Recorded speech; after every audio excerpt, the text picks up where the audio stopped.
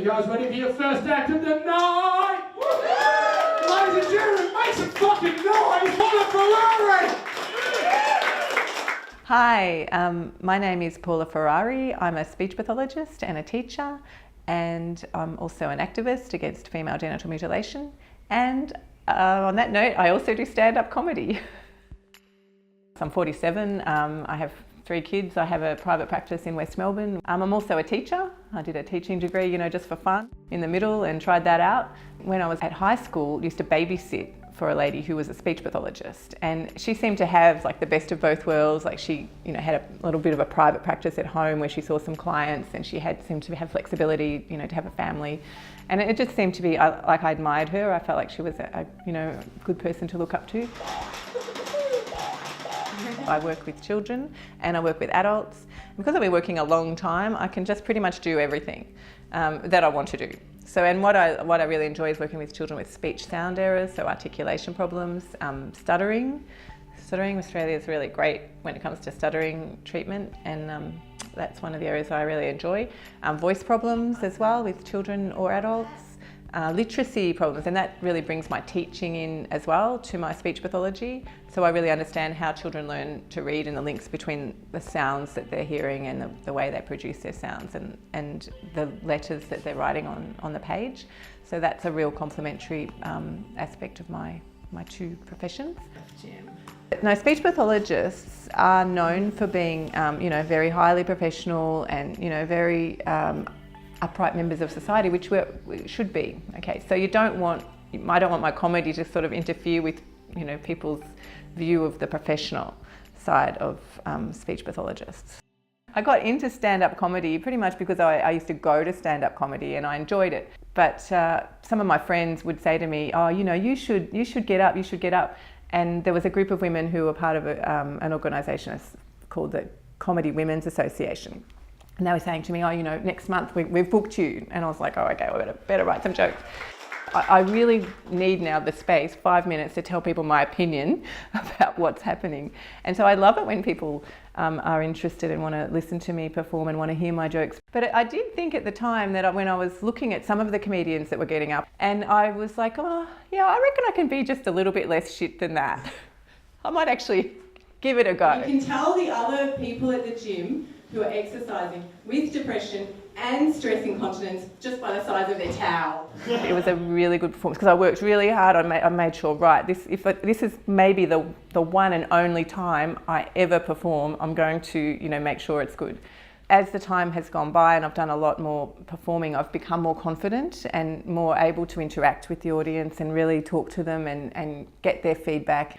I guess different people do comedy for different reasons. My reason for getting into it was just to get my friends off my back, which worked. But then I was like, oh no, this is actually fun. This is like an art form. This is a way to be creative. My material is sometimes a little bit uncomfortable for people because I talk about the clitoris. You just have to say dick and people will laugh. I don't know what it is, but you say clit and people are just like, ooh, yeah, what was that again? Let's just change the subject, talk about dicks. And because that's one of the areas of interest that got me into doing comedy was my activism. So when I decided to do stand-up, I thought, right, I'm going to talk about FGM. I don't know how, but I'm going to get that out there. My stand-up comedy really has been something that's more of a hobby and leisure time, although I do draw on some of my experiences as a speech pathologist and also as a teacher for some of my material. I was teaching because I'm a speech pathologist and a teacher, which means I spend half my time trying to get kids to talk and the other half trying to get them to shut the fuck up. Yeah, so I guess in that way they entwine a little bit because you actually use comedy to try and process things that happen in life, and I found that really helpful. Like when things are going really badly and you're just like, what, this is like the worst day ever in my life, it's like great comedy material. So yeah, that's kind of helped in a therapeutic way to deal with life's little crises. But apart from that, my stand-up is like, I'm a speech pathologist separately from being a comedian. So I'm a parent. They don't tell you how hard it is. So I'm a parent of twins. And twins, they just don't tell you how much crying there is. Just constant crying. I mean, I haven't stopped for 10 years. People ask, what's the comedy scene like for female comedians? And it's just a lot of fun. It's actually a lot of fun. You get to hang out with a lot of really funny people.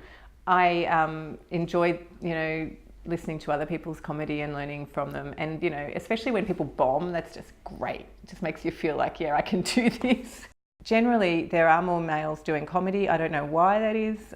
I think some guys just feel like, anybody can just get up and be funny, and that's great. Like, I think it's great that guys have got that confidence, but I don't think that's anything to do with male or female. But women do get judged more because there are less of them. And that would be, to me, the only reason why I keep going. Because, at least there's more women in the mix, and so people can sort of talk about not just male comedians or female comedians, but just comedians. And some of them are funny and some of them aren't funny. So I think there's possibly a little bit of, still acceptance that maybe there are more women coming into the scene, that, you can even have a lineup that's full of women. My experience has always been positive, because I started with a group of women who were really like promoting women into the comedy scene. And so I guess I felt like, yeah, that's a really supportive beginning.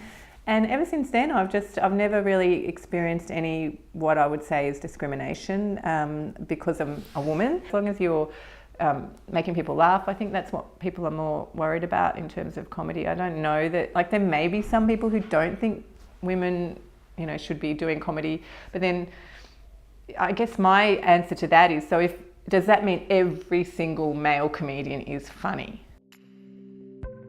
I've always been adventurous and I've always pushed boundaries, and I feel as if this is a new boundary. I don't know really many people who are doing what I'm doing and combining stand-up with a profession. So maybe, like, pressing the boundaries and pushing the boundaries isn't such a bad thing. We'll find out.